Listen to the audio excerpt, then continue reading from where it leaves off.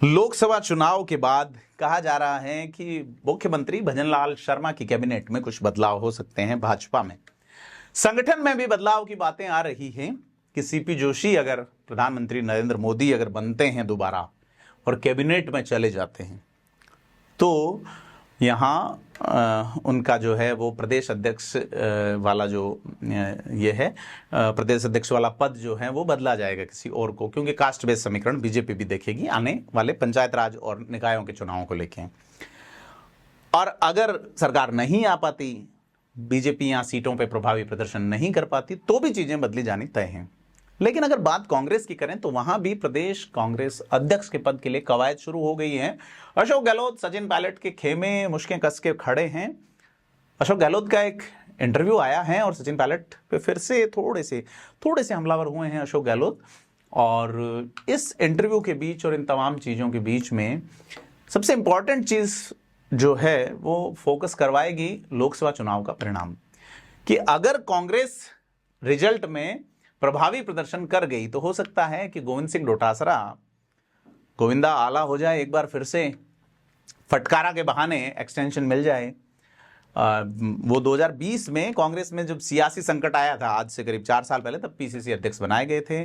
4 साल का वक्त हो चुका है।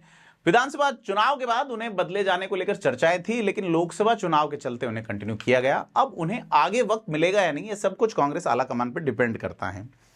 और कहा जा रहा है कि इस बार पीसीसी चीफ पद के लिए अशोक गहलोत के नाम की चर्चा है। लेकिन अगर वो स्थिति तब बनती है जब केंद्र में एक बार फिर से प्रधानमंत्री नरेंद्र मोदी सरकार बना लेते हैं, और ऐसी स्थिति में अगर अशोक गहलोत राजस्थान की सियासत में ही बने रहना चाहेंगे तो राजस्थान संगठन में उनकी पकड़ बनी रहे, इसके लिए उनके खेमे की ओर से लॉबिंग चल रही है कि अशोक गहलोत नहीं तो कोई और।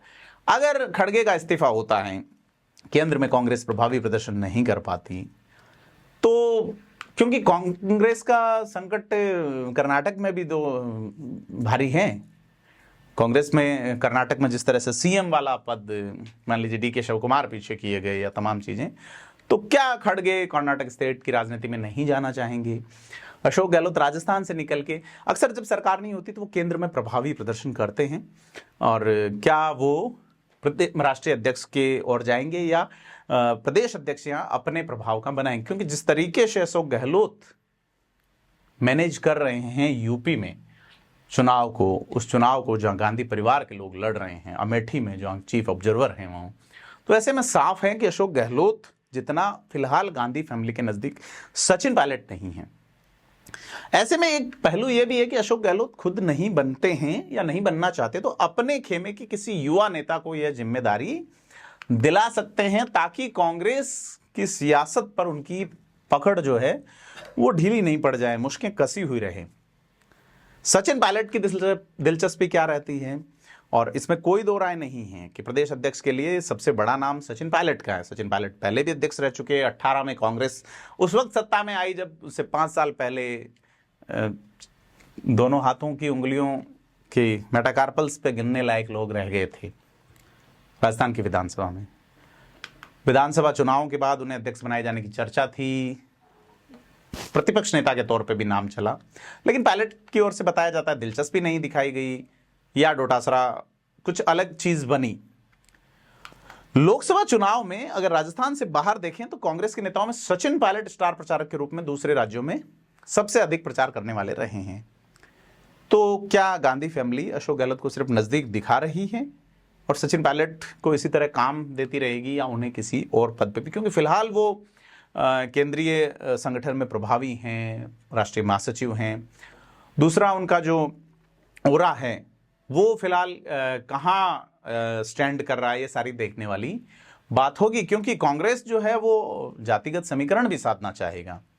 अगर गुर्जर को बनाया जाता है गुर्जर समाज से, तो अशोक चांदना के नाम पे क्या अशोक गहलोत राजी होंगे? बाकी चीजें हैं। एससी कास्ट की बात करें तो कांग्रेस का सबसे बड़ा वोट बैंक माना जाता है, तो वहां टीकाराम जूली फिलहाल नेता प्रतिपक्ष हैं और उन्हें फिलहाल बदलने की कांग्रेस को जरूरत भी महसूस नहीं होती, क्योंकि बजट सत्र बड़ा छोटा रहा था राजस्थान का।